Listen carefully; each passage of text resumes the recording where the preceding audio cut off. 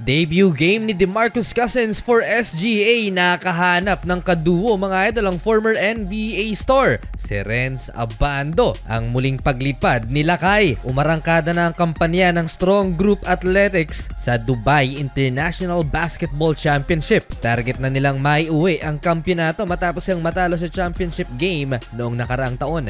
Isa na namang NBA All-Star ang kanilang niline up, yan nga ay si DeMarcus Cousins. Kasama sa starting five ang nagbabalik hardcourt na si Renz Abando, Jason Brickman, Angelo Kwame at itong si Malachi Richardson ng first round pick ng 2016 NBA Draft. Agad nagpawaw si Renz Abando mga idol sa Pinoy crowd na nasa arena. هذا هو فريق سترونج جروب. صاحب القرار. Nasundan pa ng 3-pointer ni DeMarcus Cousins and another one by Renz Abando, 3-pointer from the wing. Walang kalawang sila kay ganun din si DeMarcus Cousins na NBA caliber pa rin ang laruan. Pinakitaan ng handles ang UAE national team.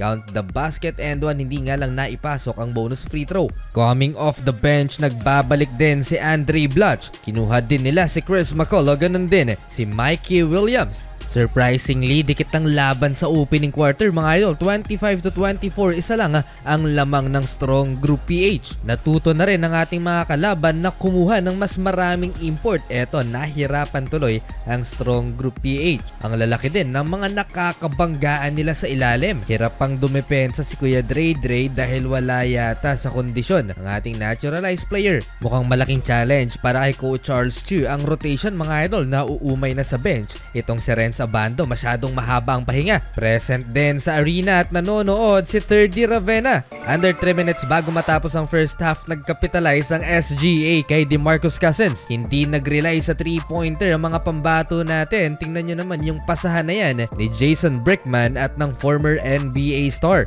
Bagsak naman si DeMarcus Cousins nang saluhin ang big man ng UAE national team. 2-possession game, halftime, 44-40 lamang ng apat ang Strong Group PH. Meron pang isang Pinoy team mga idol sa Dubai International Basketball Championship. Yan ang Zamboanga Valientes na pangungunahan naman ni Kit Jimenez, Malik Diouf ng UP at Samuel De Guara ang 7'6" center. Ready na si Kit na maban sa PBA, ma-revive lang ang kanyang basketball career. Second half, nilabas sa Renz Abando, pinasok si Mikey Williams. Manipis ang depensa ng SGA dahil wala na nga itong si Andre Robertson. Mukhang delikado pa ang Strong Group PH, nakalamang ang UAE national team with this wing 3-pointer ng kanilang import. Nakasagot pa si DeMarcus Cousins with a spin move sa ilalim. Etong isa pang problema ng Strong Group PH dahil nalagay sa foul trouble si DeMarcus Cousins. Nakuha niya ang kanyang pang-apat na personal foul just halfway through the third at hindi pa rin ipinapasok si Renz Abando. Hirap pa rin ang SGA dito sa third quarter mga idol. Mostly import lang naman ang may green light na tumira. Last 1 minute, balik sa court si Renz Abando at natirahan ng 3-pointer sila kay 63-62. Isa lang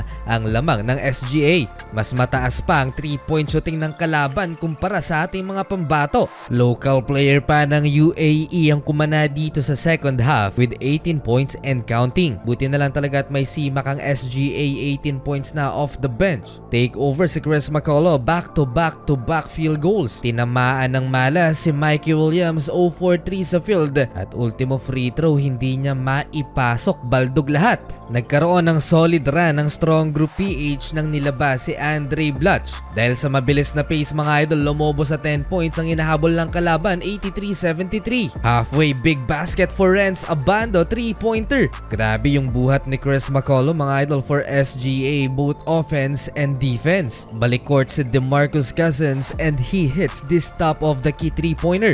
15-point lead by the Strong Group PH down the stretch. Sinagip tayo ng halimaw na performance ni Chris McCullough sa second half, kaya sa huli mga idol, panalo ang Strong Group PH. First win, first game.